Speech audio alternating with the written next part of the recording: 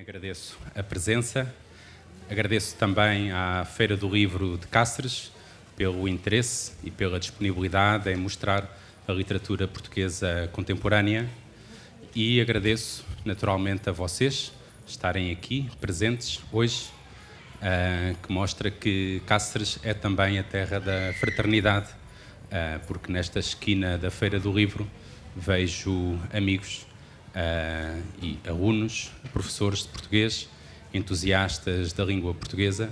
Então sejam todos bem-vindos, espero que estejam confortáveis para este momento, para esta atividade que é organizada pelo Centro de Língua Portuguesa, aqui em Cáceres, que faz parte do enquadramento das ações de promoção da ação cultural externa do Instituto Camões e também do Ministério dos Negócios Estrangeiros de Portugal. Esta sessão, por razões, digamos, óbvias, será conduzida em português. Espero que nos consigam entender. Contudo, se virmos que está a ser bastante difícil, o Nuno fala muitíssimo bem espanhol, então podemos fazer aqui um jogo entre o português e o espanhol. O que interessa é que as pessoas se entendam e que falemos sobre o livro do Nuno, sobre as artes, a literatura, enfim, sobre o amor e as nossas vidas. Ora bem, o que é que eu tenho ainda para dizer? No final haverá uma sessão de autógrafos, às 8h45, aqui no stand ao lado. Quem quiser comprar o livro Abril terá de o fazer na livraria Pleiades, não aqui na banca, porque eles não têm aqui, mas sim na própria livraria que fica aqui muito perto. Aqui na banca já tem. Ok, excelente. Então, vocês estão a perceber-me bem? Que bien. Ora bem, o que é que eu tenho a dizer mais? Esta conversa vai respeitar também a tradição espanhola de se tutear, esta conversa informal, uma coisa que não se faz muito em Portugal. Vamos tratar-nos, se assim entenderes, na segunda pessoa. E no final vamos também respeitar uma tradição que começou com o Clube de Leitura Raquel Gafanha, que é de entoar a canção Grândola Vila Morena, de Zeca Afonso, que faremos no final desta sessão. Tenho aqui comigo as letras das canções, cada um ficará com o cravo na mão. E no final ainda temos aqui um porto de honra para honrar este momento. Porto de honra é um copo de vinho do Porto.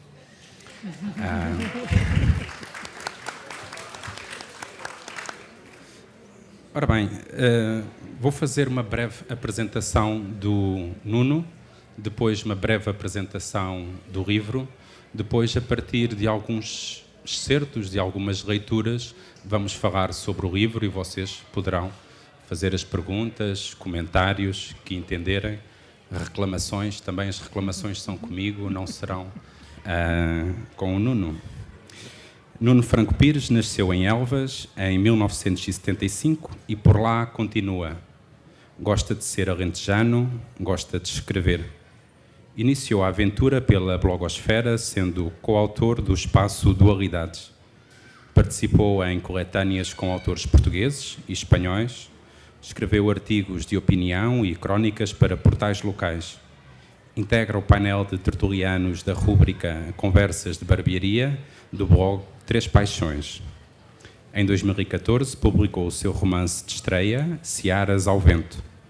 Em 2020, seguiu-se-lhe Um Dia a Aldeia Acabou. Sombras da Raia surgiu em 2022, dando início a uma trilogia que dedica à Raia.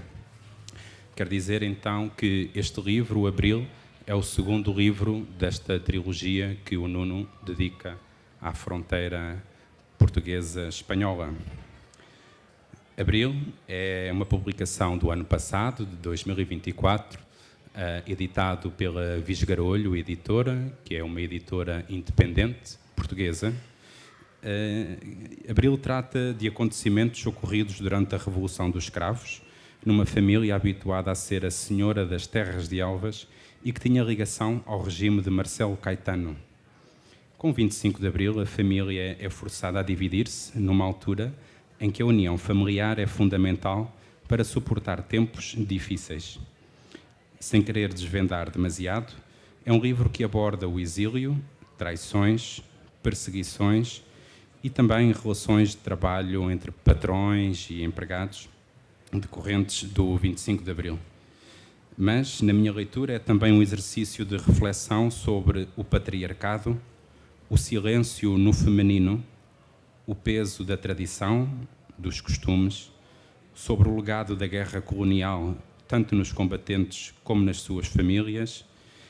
É um livro sobre as relações humanas e sobre a cegueira do amor.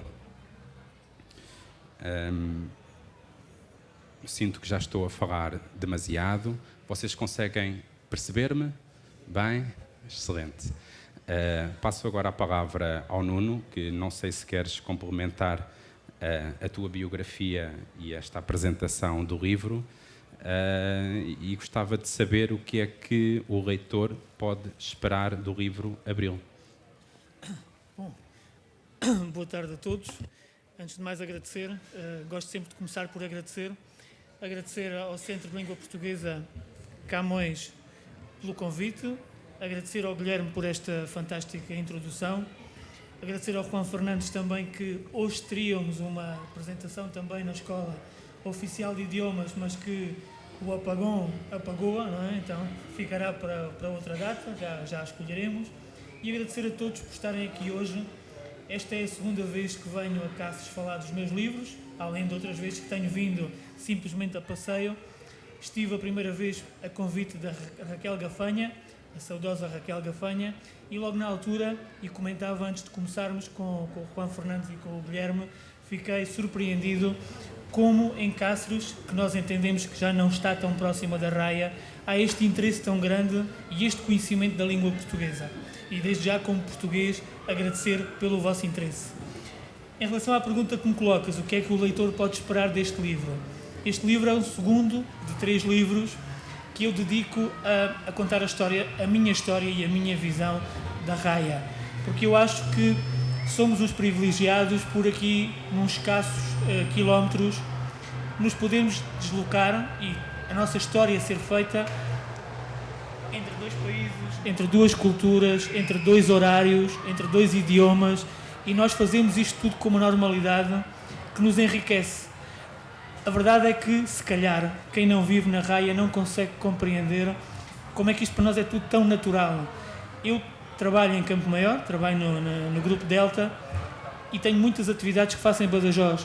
Eu, no meu dia-a-dia, entre Elvas, Campo Maior e Badajoz, eu não vejo nenhuma fronteira. Eu faço os meus percursos sem que isto represente ter que atravessar uma linha política que me faz passar para outro país. Porque cresci nesta realidade de cooperação e de presença, acima de tudo, e entendo a raia como um ponto de união e não como um ponto de separação. Por isso, o primeiro livro desta trilogia, que já vi aí alguns, O Sombras da Raia, conta e começa a sua narrativa na Guerra Civil Espanhola, no sangrento episódio de agosto de 1936, em que Badajoz foi o palco de um massacre e muitos pacenses foram obrigados a ter que atravessar a raia, que na altura sim havia fronteira e as pessoas tinham que apresentar documentação para poderem passar, e tentaram escapar e refugiar-se em Elvas. Mas se este momento de cooperação e de ajuda entre a raia foi marcante e foi a população de Elvas que deu a mão à população de Badajoz, a verdade é que ao longo da história têm acontecido muitas situações em que se deu o inverso e até mesmo esta realidade.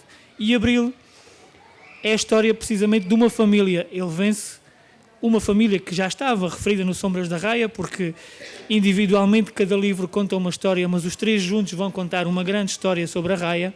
Esta família de lavradores, quando muito próxima do regime do Estado Novo, como o Guilherme disse na introdução, esta família recebia habitualmente primeiro Salazar para fazer caçadas nas terras da família e mais tarde continuava a partilhar dos ideais de Marcelo Caetano, Quando Abril chega, ficam um bocadinho sem saber o que fazer, porque as regras mudaram-se, a ordem é outra, e eles deixam de ser próximos ao poder e passam a estar na mira daqueles que durante muito tempo eles possam ter prejudicado.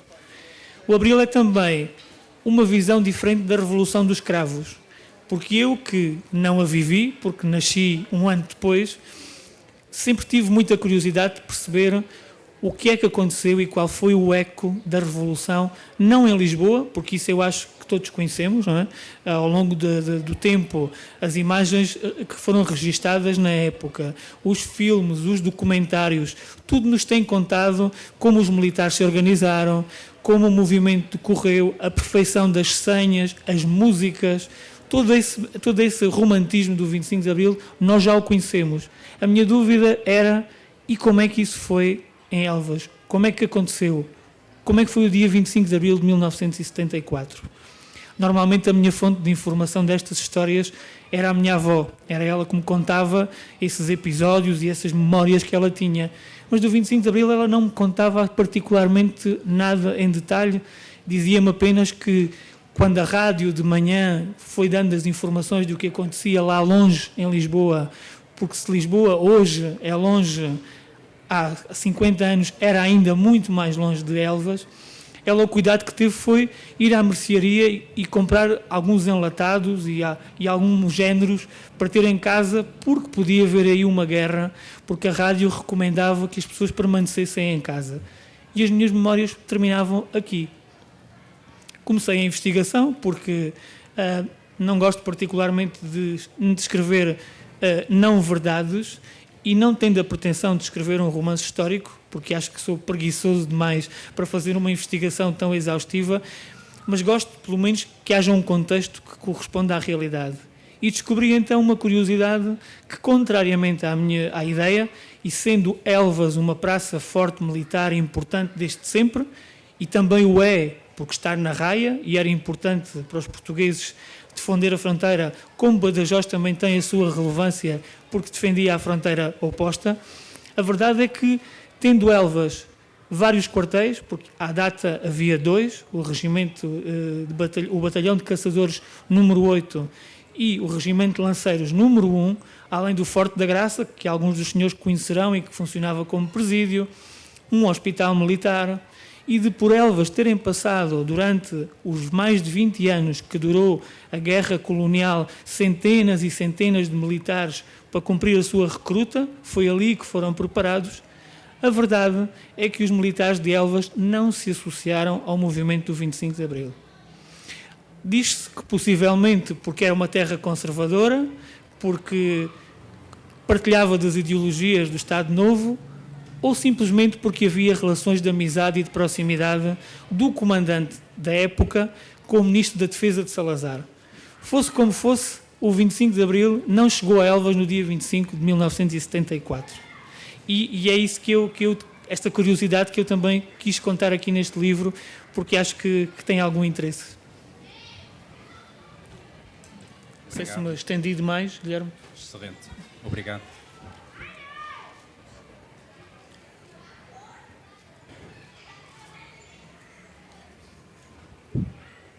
Obrigado, Nuno. Vou agora ler um breve excerto, 2 curtos parágrafos, e tentar perceber alguma ideia tua. Está-se a ouvir? Boa. Página 112. Aquele número que todos conhecemos. 112.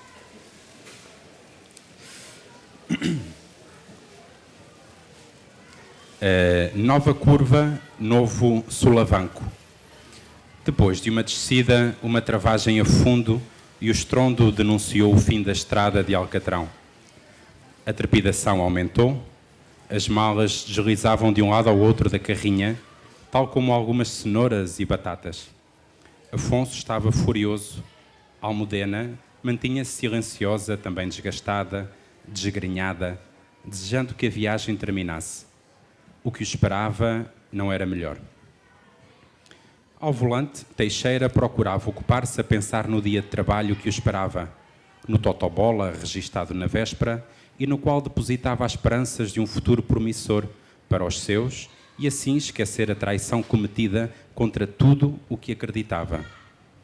O que pensariam os camaradas se o soubessem a salvar a pele de um dos maiores fascistas da cidade? Eu achei curioso o contraste de um patrão, o Afonso, a fugir de Elvas para Badajoz, ali entre as cenouras e as batatas e a pensar no seu futuro, enquanto que Teixeira, o seu trabalhador, pensava também no seu futuro, um outro futuro, o trabalho do dia seguinte, no totobola, a sorte que lhe ia cair. Então, há aqui um contraste curioso, há uma relação também de poder e a história mostra que os acontecimentos do 25 de Abril mostram que nem sempre havia uma boa relação entre patrão e trabalhador e gostava de saber se esta traição que o Teixeira faz aos seus camaradas, aos outros trabalhadores, terá sido de facto um episódio vivido em Elvas. Isto somos nós, leitores, curiosos para saber o que é verdadeiro e o que não é verdadeiro. Uma curiosidade, enfim, um pouco inútil, porque não adianta de nada, mas gostava de perceber o porquê deste contraste, esta opção do Teixeira em ajudar o seu patrão, ou ex-patrão. Neste trecho que o Guilherme refere, como vos dizia, o Abril conta a história do patriarca de uma família de lavradores elvense que, por motivos políticos, é obrigado a refugiar-se em Badajoz quando a Revolução chega. E, obviamente, o mais normal que nos passa pela cabeça é que ele entraria na sua viatura, no seu automóvel, e atravessava a fronteira. Mas isso não poderia acontecer, porque a partir do momento em que as Forças Armadas tomaram o poder, as fronteiras ficaram controladas pelos militares, não só do Regimento Caçadores 8, como também pela Guarda Fiscal. E, se recordam, porque certamente que todos nós já passámos por essa realidade, ao passar a fronteira a documentação tinha que ser apresentada e este Afonso seria rapidamente identificado. Porque numa cidade pequena como Elvas, era muito fácil ele ser reconhecido, sendo a figura importante que era.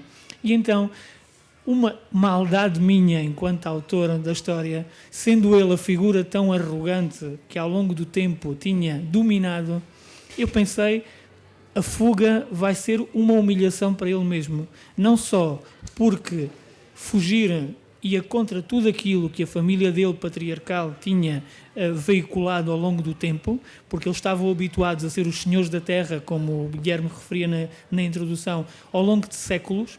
Presumiam até que tinham um laço de família que provinham da monarquia portuguesa, ainda que por uma via bastarda de um filho bastardo de Dom Dinis, ou seja, eles tinham toda esta presunção e de repente ele é obrigado a fugir. E como é que ele vai fugir? Vai fugir dentro de uma carrinha, para que fosse uma caminhonete, que fosse discreto, que era a caminhonete que este Teixeira utilizava na sua atividade profissional, que era transportar legumes e frutas. E então ele vai lá atrás, com as suas malas, entre batatas e cenouras, como o Guilherme lia, e durante esse período, se para o Guilherme essa humilhação é pensada, e ele vai ali atrás, imaginem numa carrinha lá atrás, sem assento, sem cinto, que na década de 70 não havia cintos de segurança, como há agora, ele vai lá atrás a chocalhar no meio daqueles legumes todos e vai pensando, mas à condição que eu cheguei, eu, Afonso, uma figura tão ilustre.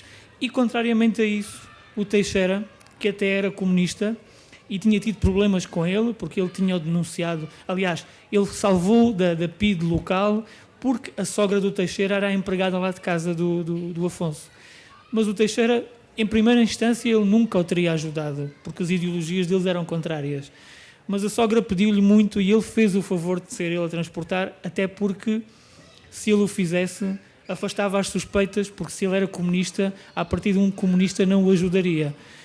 Mas ele, para tentar esquecer um bocadinho esse gesto que ele estava a fazer contra as suas ideologias, ia pensando no seu dia-a-dia, ia pensando na quiniela que tinha registado e que possivelmente lhe poderia trazer algum dinheiro e mudar-lhe a vida. E acho curioso ter posto este contrassenso, estes dois pensamentos que naquele momento pairavam na cabeça dos dois personagens e que acho que elucidam e ilustram bem o que foi esta fuga e o que representou para tudo o que estava instituído. Obrigado, Nuno. Sim, há uma relação, para além da de poder, mais forte do que a da Revolução, até.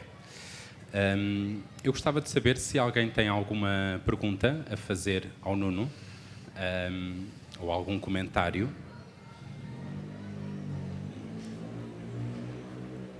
Muito bem, eu vou... Ainda não. Depois. Só um segundo para ter um microfone. Desculpe, cenoura é a pronúncia estándar em português ou há algumas regiões onde dizem cenoura? Onde dizem? É a pronúncia estándar, cenoura, em todo Portugal? Sim. Ou há regiões onde dizem cenoura? Cenoura, como eu disse, é o português padrão que se localiza entre Coimbra e Lisboa pela faixa litoral.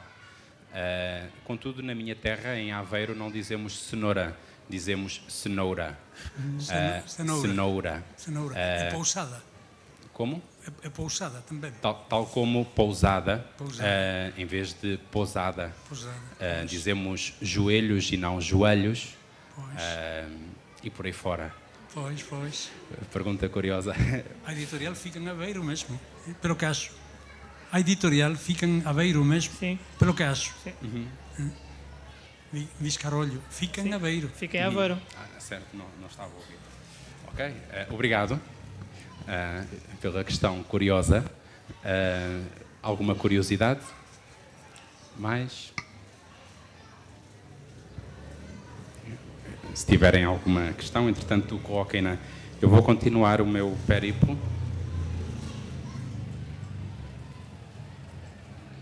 Agora vamos falar sobre Badajoz e Elvas. Página 170. Terceiro parágrafo.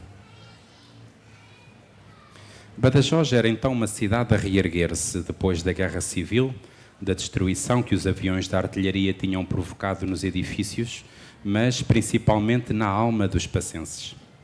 Recordava-se dos espanhóis em fuga pelos campos da Raia para salvarem a vida de um massacre que tinha atingido o coração da cidade. Lembrava-se da família de Juan, a quem a mãe abriu a porta do Loreto, permitindo a entrada do infortúnio para todos. Águas passadas. Elvas sempre lhe pareceu uma cidade mais bonita, onde se habituou a passar a Páscoa na infância e fez nela morada quando o Loreto desapareceu. Tinha mais encanto, mas menos alegria. Elvas e Badajoz pareciam e eram diferentes, espelho ou espelho de dois povos, duas culturas, o mesmo território, a mesma raia. A passagem do tempo parecia tê-las distanciado, apesar de as separarem os mesmos quilómetros, a mesma fronteira. Era evidente o crescimento de Badajoz nas barriadas que se multiplicavam ao redor do casco antigo, no comércio que se estendia desde a Calha de San Juan até à Plaza de la Soledad, na importância que a cidade assumia na região. A sua Elvas parecia parada na letargia de um Portugal no final de um ciclo. Ao longo do livro somos transportados entre Elvas e Badajoz, dada a fuga do patrão Afonso. E a pergunta que coloco ao Nuno é se hoje a passagem do tempo continua a afastar Elvas e Badajoz. E perdoa-me que são três perguntas numa. Que relação ou que oportunidades afloram pela complicidade das duas cidades? E ainda, que leitura falta fazer a esta relação? Eu aqui neste trecho que o Guilherme acabou de ler, a minha intenção foi essencialmente explorar as diferenças que as ditaduras promoveram em termos económicos dos dois lados da raia, essencialmente em Elvas e em Badajoz, que é a realidade que eu conheço melhor, se é que conheço bem. porque apesar de tanto Portugal e Espanha terem partilhado um período da história em que as duas tinham uma ditadura, a ditadura espanhola foi economicamente mais aberta do que a ditadura portuguesa. E o livro conta algumas anedotas, que pode parecer anedota, mas que é muito representativo da forma como Salazar via a economia. Curiosamente, até ao 25 de Abril, a Coca-Cola não foi comercializada em Portugal. Os elvenses que queriam beber uma Coca-Cola tinham que ir a Badajoz, atravessar a fronteira. Curiosamente, não sei se de propósito, se recordam, assim que se atravessava a fronteira, havia uma fábrica de Coca-Cola. Parecia quase uma provocação para os pobres elvenses que não podiam bebê-la. E o que é que ele associava à Coca-Cola? Dizia que ela transportava em si os ideais capitalistas dos Estados Unidos. O que, se calhar, a nós, comuns mortais, nos parece uma parvoíce, como dizemos em Portugal. Mas quem diz a Coca-Cola refere muito do atraso que a economia portuguesa teve, porque Salazar tinha uma visão quase doméstica da economia. E este Afonso, sendo muito apologista dos princípios do Estado Novo e partilhar com ele os seus ideais, quando é obrigado a fugir para Badajoz, para a casa de familiares, porque a mulher dele era de Badajoz, ele descobre uma cidade e um país mais próspero do que o Portugal que ele tinha deixado para trás. Inclusivamente, e também refiro isso, a título de anedota, também a televisão a cores chegou à Espanha muito antes do que chegou a Portugal, mas quando digo muito antes, digo quase 10 anos antes. E, claro, já num patamar mais quase de chista, como dizem em Espanha, até o Festival da Canção Espanha já tinha ganho antes do 25 de Abril e Portugal só ganhou em 2017 ou 2018 com o Salvador Sobral, que era uma espinha que tínhamos entalada na garganta e achávamos que nunca ia acontecer. Mas pequenos pormenores de dinamismo e de... Eu acho que a ditadura espanhola, tendo também os problemas que as ditaduras têm, mas do ponto de vista de política internacional e de posicionamento de Espanha, fez um melhor trabalho do que fez do que se fez em Portugal. E aí, esta estranheza que o Afonso nota quando chega a Badajoz e percebe a abertura que existe. Ainda há pouco também comentávamos desse país tão cinzento que Portugal era, que depois do 25 de Abril, quando os portugueses que viviam nas colónias tiveram que regressar, numa realidade muito mais leve, onde bebiam Coca-Cola livremente e as senhoras podiam usar mini-saia e fumar, quando chegam à metrópole, como se chamava, há um choque cultural de um país que quase tinha ficado esquecido no tempo e destas pessoas cujos horizontes se abriram e de repente são obrigadas a voltar às origens e a aceitação não foi muito boa, como imaginam. Tinhas feito 3 perguntas, acho que divaguei um bocadinho, mas em relação à leitura que falta fazer, eu acho que falta fazer imensa leitura sobre a Raia. Aliás, acho que há pouquíssima, precisamente pelo que vos dizia há pouco. Eu acho que é uma realidade tão específica e tão rica que nós temos, que temos mais é que contar tudo aquilo que aqui se passa, porque é diferenciador. Mesmo em termos de romances históricos, Elvas e Badajoz terão histórias de trocas de princesas, de casamentos. Ainda há pouco tempo, o Ateneu de Badajoz, numa investigação, descobriu que o Tratado de Tordesilhas, esse célebre tratado que dividiu o mundo em 2, foi complementado um ano depois numas juntas que foram convocadas em Elvas e Badajoz. Porque houve uma questão de umas ilhas que não ficaram bem definidas na divisão do mundo.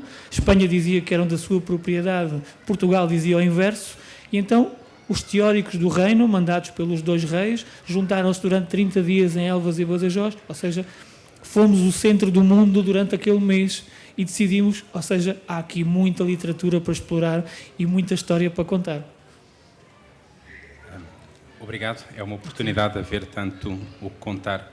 Esta pergunta é também por curiosidade pessoal, porque confesso que não conheço bem o Alentejo e não conheço ainda bem a Extremadura, e tenho a ideia que com tanta cooperação que há e tanta passagem entre Portugal e Espanha nestas fronteiras, que já houvesse, enfim, um pouco mais de matéria, mas é bom, é sinal que há por onde dispersar, por onde estudar.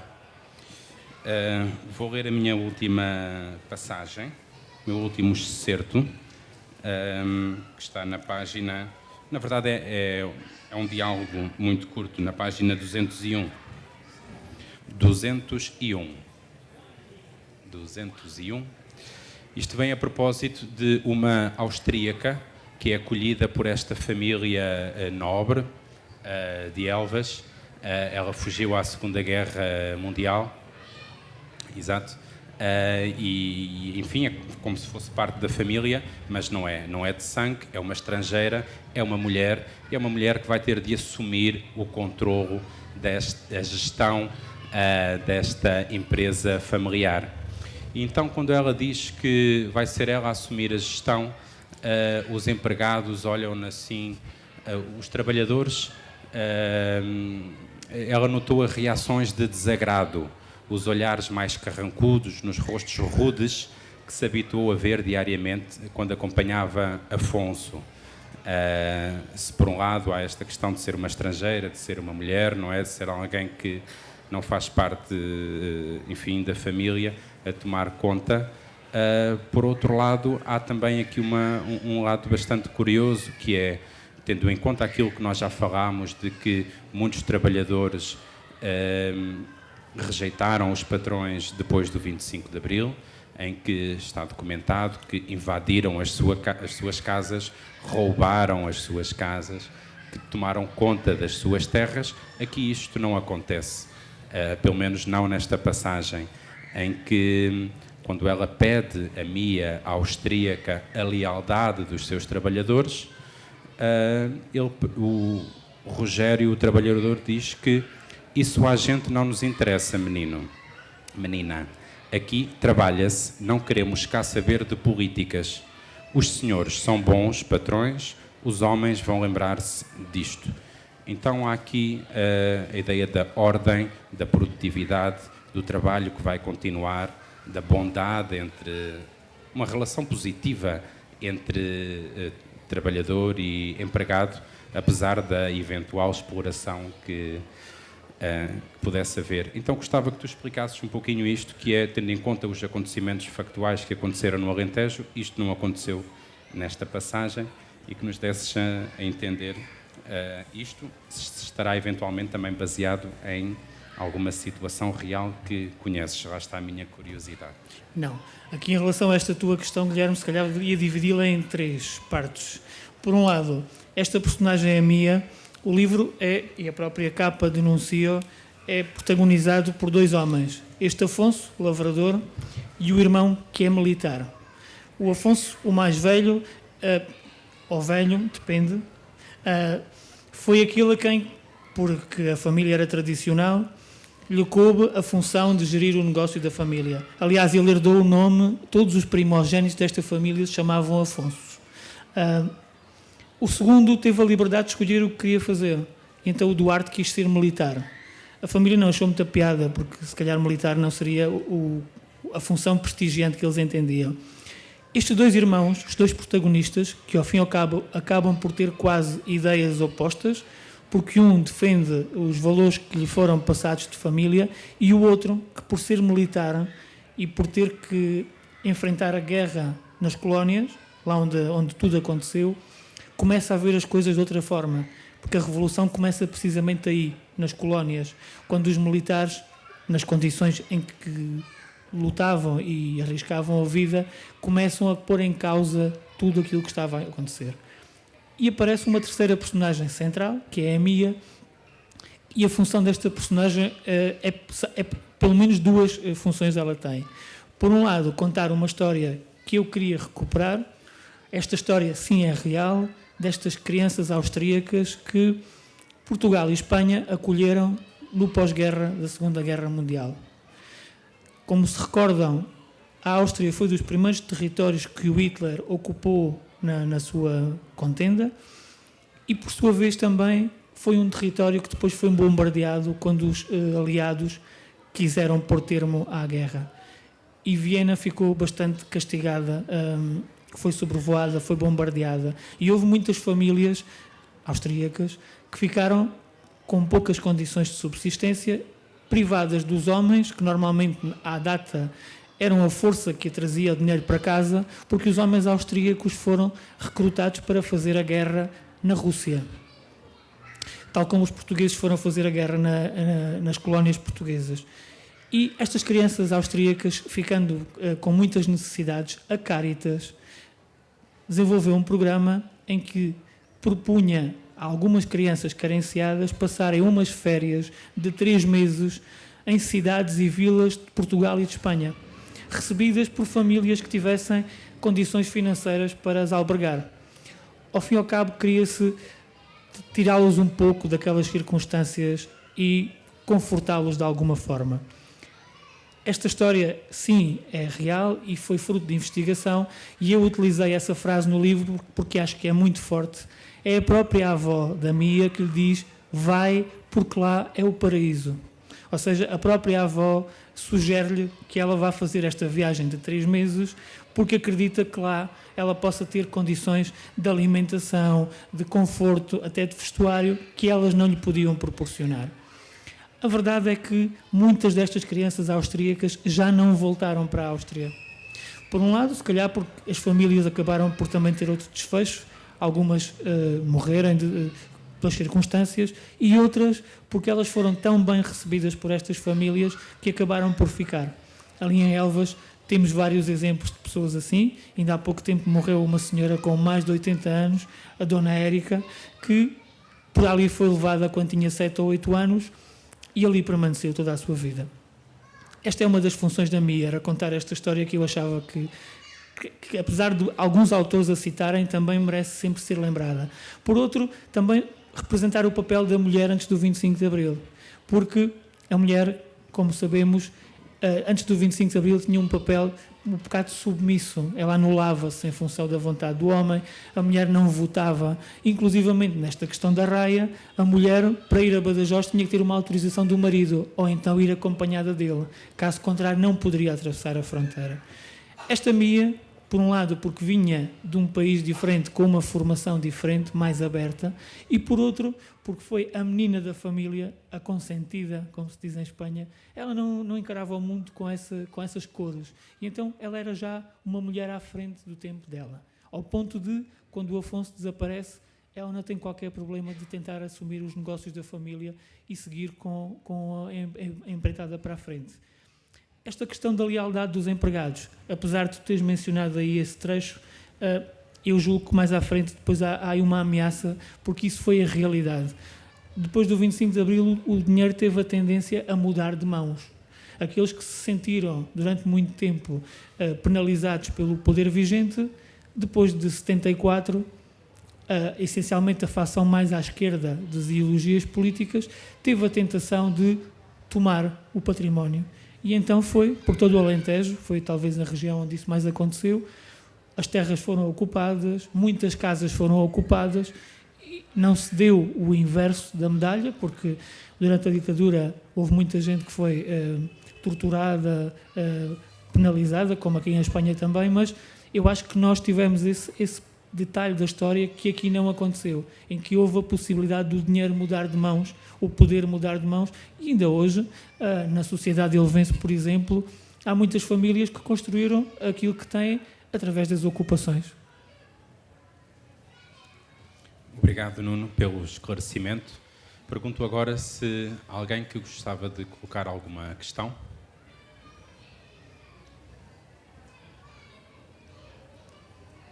Não há. Berta. Falta o microfone, só um segundo.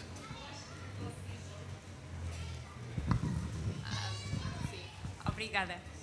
Bem, em relação àquilo que já falaste há bocado, das 3 perguntas do Guilherme, e então sendo anedota chiste aqui, portanto, e não sendo nada salazarista, mas parece que, atendendo à atualidade, Salazar podia estar certo em relação à Coca-Cola. Se fosse proibida desde então, nós tínhamos uma Coca-Cola. Pronto, é uma piada, não é?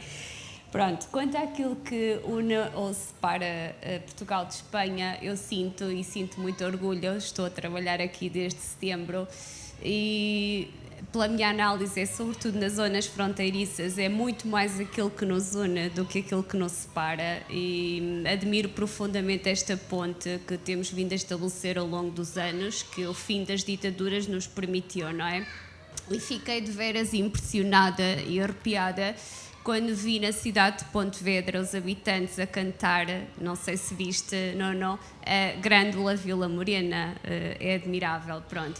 E depois, em conversa com os meus colegas, que falamos muito, também me dizem que só nós portugueses é que fazemos uma revolução sem armas e com cravos, não é? Se calhar muito devido à nossa personalidade. Pronto, e era isto que eu queria dizer. Obrigado, Berta. Eu, a propósito disso, nós no sábado passado em Elvas fizemos a rota literária deste livro, então percorremos os sítios da história. E houve alguns espanhóis de Badajoz que se juntaram à rota, viram a divulgação nas redes sociais da Câmara e apareceram. E ficou bem presente, porque, como imaginam, o espírito de Abril acompanhou a rota desde que nós saímos do Museu Militar, que a história começa no Museu Militar, que à data era o Regimento de Lanceiros número 1, e havia ali senhoras espanholas que comungavam dos ideais de Abril e que me disseram que se sentiram libertadas em 74, quando Portugal fez a Revolução. Se pensarmos, Espanha só pôs termo à ditadura um ano depois e foi um processo mais pacífico. Eu acredito que em Espanha, e se calhar na Raia mais, porque não havia a divulgação de informação que existe hoje em dia, não é? Hoje em dia, ainda ontem o apagão, mesmo com todas as limitações, todos fomos tendo mais ou menos informação do que é que estava a acontecer. Mas em 1974, acredito que em Madrid o cidadão anónimo não se tivesse dado conta de que houve uma revolução em Portugal. Se calhar ao cabo dos dias a notícia aconteceu, mas em Badajoz as pessoas souberam e estavam pendentes. E a documentá-lo está precisamente os jornais da época. Badajoz seguiu em detalhe o que estava a acontecer em Elvas, documentando de forma mais rigorosa do que em Elvas, porque em Elvas só temos um jornal semanário e na semana seguinte, quando publicaram, já tinha acontecido uma quantidade de coisas que não ficaram perpetuadas. No Diário Oi há verdadeiras pérolas que contam dia a dia o que é que aconteceu. E há muitas curiosidades, nomeadamente do fecho da fronteira. Porque quando o movimento das Forças Armadas tomou o poder na madrugada do dia 25 e as três forças militares, o Exército, a Marinha e a Aviação, fizeram uma comunicação através da RTP, que era o único canal de televisão que havia na altura, as fronteiras e os aeroportos foram fechados precisamente para impedir que estes apologistas do regime fugissem. E a fronteira do Caia, claro, foi uma delas. Só que foi fechada sem que houvesse uma informação prévia. E havia muita gente que estava na sua circulação habitual e, de repente, a fronteira fecha. Se fossem originários de Elvas ou de Badajoz, quanto muito podiam voltar às suas casas, mas se não fossem, foram obrigados a permanecer durante 8 ou 9 horas até que a fronteira abrisse. Curiosamente, no meio disto tudo, e mais uma anedota deste livro, a equipa do meu clube, o Sporting Clube de Portugal, tinha ido à República Democrática da Alemanha jogar uma competição europeia, tinha perdido 2-0, logo para começar mal, e vinham de regresso a Lisboa, tranquilamente. Se fosse hoje, antes de saírem do avião, tinham recebido um áudio da família a dizer Revolução em Lisboa, mas em abril de 74 não havia áudios para mandar. E então entraram no avião, no aeroporto, e pensaram, bom, já temos suficiente com a derrota, só queremos é chegar ao aeroporto de Lisboa e ir para casa. Só que não. Foram forçados a aterrar em Madrid, porque o trânsito aéreo com Lisboa estava cortado, e estranharam o facto de estarem a aterrar em Madrid. Aí já lhes disseram que havia uma revolução e que teriam que fazer o resto da viagem de autocarro. Ou seja, se hoje em dia fazemos 4 horas de carro de Madrid a Elvas, mais 2 até Lisboa, de autocarro, e em 1974 a viagem perspectivava-se longa. Pensavam eles que tinha acabado o massacre, além dos 2 golos? Não. Chegaram ao Caia e a fronteira estava fechada. E passaram mais 8 horas à espera que a fronteira abrisse, até que finalmente conseguiram chegar a Lisboa. Acredito que o plantel e a equipa deste Sporting nunca mais se esqueceu do abril de 74, não só porque perderam 2-0, mas porque eles achavam que nunca mais iam chegar a casa. Inesquecível, o livro é também sobre isto e tem algum humor, por isso não deixem de o comprar e de se divertir. Meus caros, alguma questão ainda que queiram colocar antes de terminarmos? Muito bem. Vamos aqui este senhor e depois esta senhora.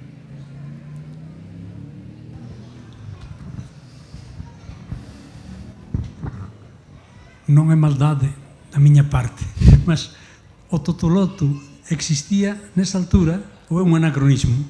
Totobola. Totobola existia? O Totobola sim, o Totoloto não. Não. O Totobola é a quiniela, Sim. quando se jogam as equipas desportivas, as apostas das equipas desportivas. O Totoloto não existia. Já não me lembro se você Não, disse disse- Totobola. Totobola O Totoloto não existia. não existia. Não. Esse já é mais tarde. Pois. Totobola sim, porque cá está, em ditadura, o Totobola era permitido porque Salazar era o homem dos 3 Fs. O futebol, o fado e Fátima. Pois. Apostar no futebol era tolerado, agora outros jogos de azar, não. Por isso não, era Totobola. Obrigado. Agora esta senhora.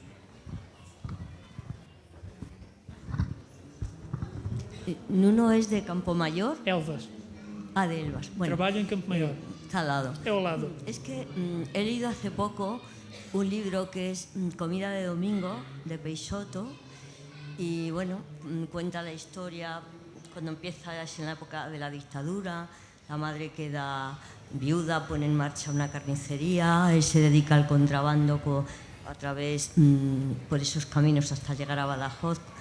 Y luego, como va avanzando, empieza con el negocio del café, se va a las colonias, ha hecho un emporio porque él quería un desarrollo de Campo Mayor.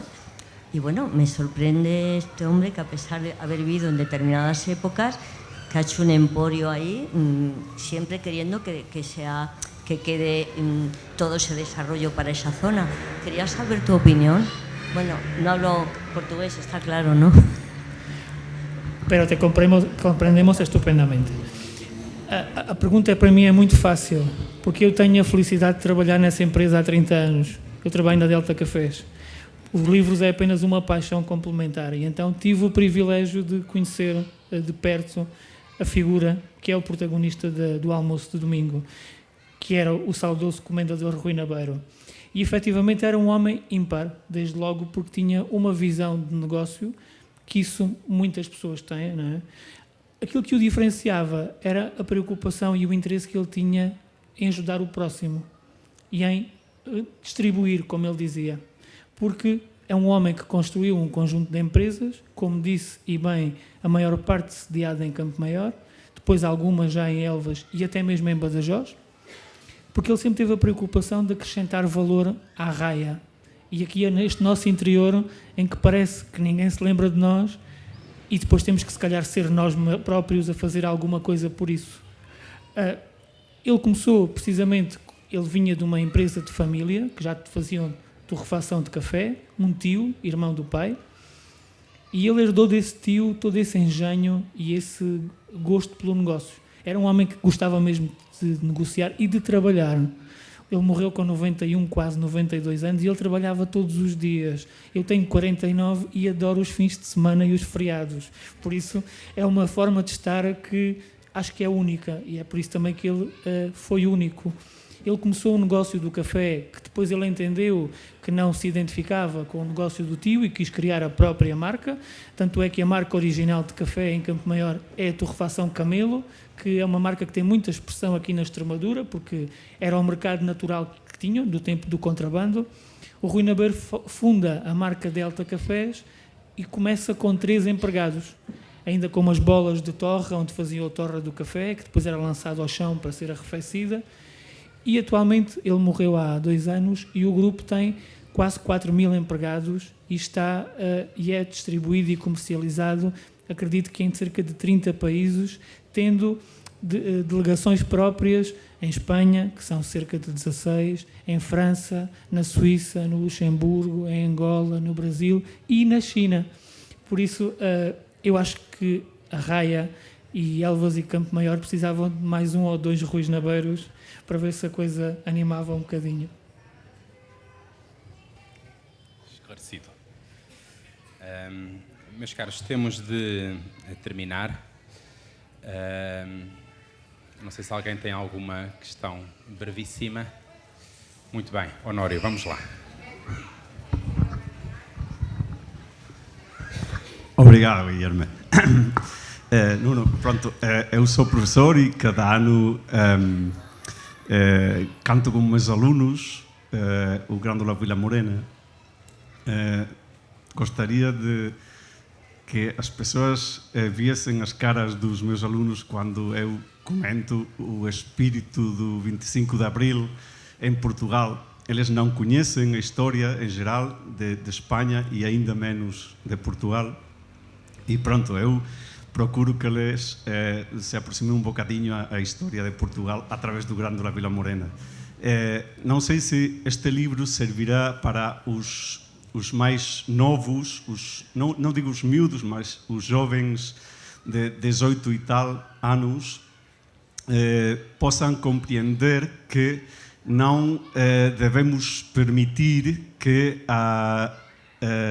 todos sabemos que no mundo há países onde a extrema-direita está a aumentar. Os mais próximos são o Chega em Portugal e Vox em Espanha. E pronto, este livro serviria aos mais novos, nomeadamente, para compreenderem que não deveríamos voltar atrás, como diz a canção, por exemplo, de Ermelinda, que se intitula Somos Livres, que é outra canção também muito conhecida, e diz que não voltaremos atrás, não permitamos voltar atrás com estes partidos. Este livro serviria para eles compreenderem melhor que é assim? Eu gostava que assim fosse. A verdade é que este livro, quando retrata e conta estes pequenos pormenores da vivência do dia-a-dia, permite aos mais novos que não viveram esses tempos perceber como era a sociedade e como se pautavam as situações naquela altura. Desde logo, este poder das grandes famílias face às classes desfavorecidas, as condições de vida em que as pessoas viviam. O livro também fala do analfabetismo, que era muito comum. Esta empregada de família, a Matilde, era praticamente analfabeta, nunca tinha tido escolaridade.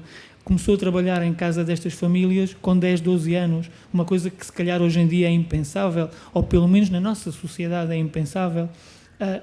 Há um conjunto de episódios que aqui são contados. O papel da mulher, que também já falámos, que estava ofuscado pela presença do homem, o facto de não se poder votar livremente, acho que convida a uma reflexão se é este tempo que queremos voltar, porque a democracia não será perfeita, mas pelo menos a partir de 74 em Portugal tentou-se que a saúde e a educação fossem acessíveis a todos e que as condições de vida melhorassem, no sentido de até mesmo igualar as pessoas, e não pelo berço, mas sim pelo facto de serem cidadãos portugueses. Eu acho que isto já é suficientemente forte para que se possa pensar que não temos nenhum interesse em regredir e voltar a este regime em que nem uma Coca-Cola podemos tomar livremente se alguém decide que a Coca-Cola não se pode beber. São pequenos pormenores, mas que estão... cá está, a leitura tem várias camadas. Se calhar não há uma mensagem deliberada de cuidado com o Chega, mas há um convite a refletir.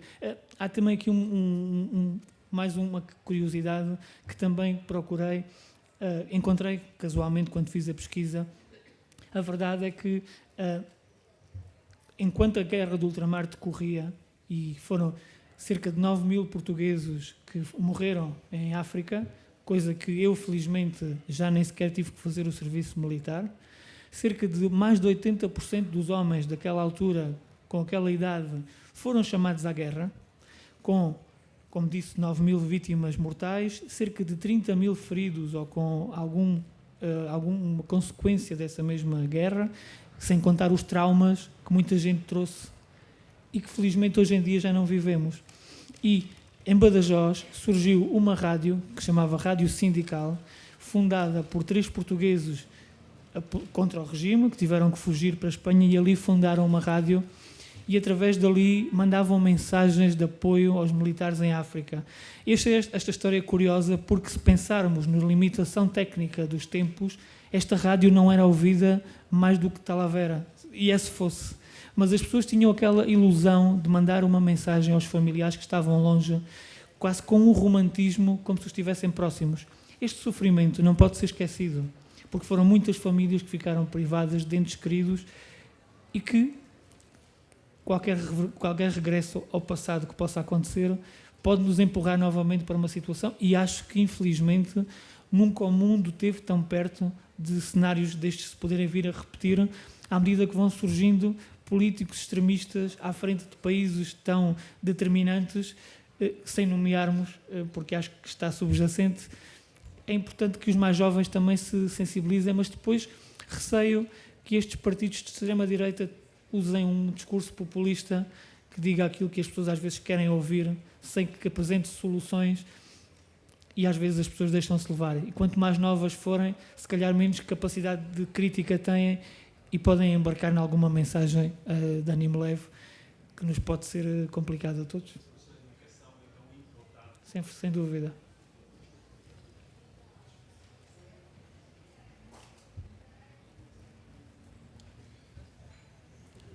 Sem dúvida, é por isso que aqui estamos também, para dar um pouco de luz depois dos apagões, não só de ontem, mas que temos vindo a ver há já algum tempo. Peço desculpa por esta falha protocolar, virei-te as costas, mas estou na preparação da nossa canção, Grândola Vila Morena, que vamos cantar agora. Estou a partilhar algumas letras das canções, não sei se chegarão a todos. Em todo caso, podem ler pela letra da pessoa que está ao vosso lado. Tal como os cravos, não sei se vamos ter o Zeca também connosco. E o cravo também não sei se chegará para todos. É bom sinal que há amigos nesta terra de fraternidade. Depois seguimos com um porto de honra ali fora, porque temos de fechar aqui a carpa, a tenda, e o Nuno vai dirigir-se ali à banca da Feira do Livro para assinar alguns livros. Mais uma vez, agradeço-te, Nuno. Ficamos à espera do terceiro livro da trilogia. Obrigado à Feira do Livro de Cáceres por nos receber aqui. Só dar uma nota que no dia 5 de maio, no Dia Mundial da Língua Portuguesa, teremos a apresentação de um outro livro que se chama Pelo Contrário, Anda a Debater Connosco, Tu Debates Bem, de 2 escritores portugueses, que é sobre o poder da argumentação e do debate necessário hoje em dia. Começará às 5 da tarde no Salão de Atos do Espaço UX, onde está sediado o Centro de Língua Portuguesa, Avenida Virgen de la Montaña, 14. Entonces, bienvenidos. Lunes, 5 de maio, Dia Mundial de la Língua Portuguesa. Acho que é tudo. Pronto, isto vai ser um número um bocado ao improviso, não é? Fiquei sem uma letra, mas não haverá problema. Talvez possamos vir para aqui, para estarmos mais próximos.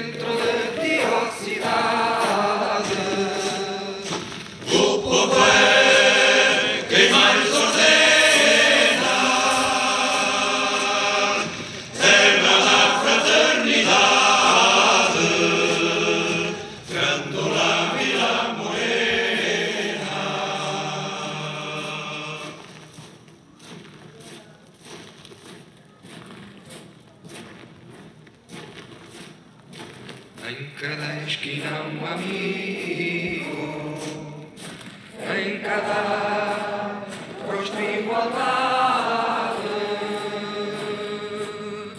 Grândola Vila Morena, terra da fraternidade, terra da fraternidade.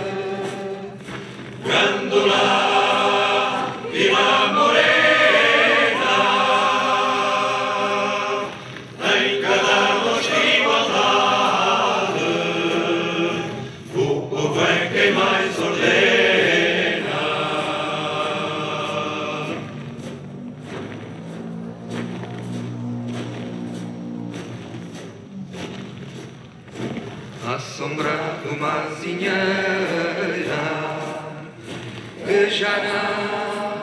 sabia a idade. Jurei ter por companheira, quando a tua vontade, quando a tua vontade. Jurei ter por companheira, à sombra do mar.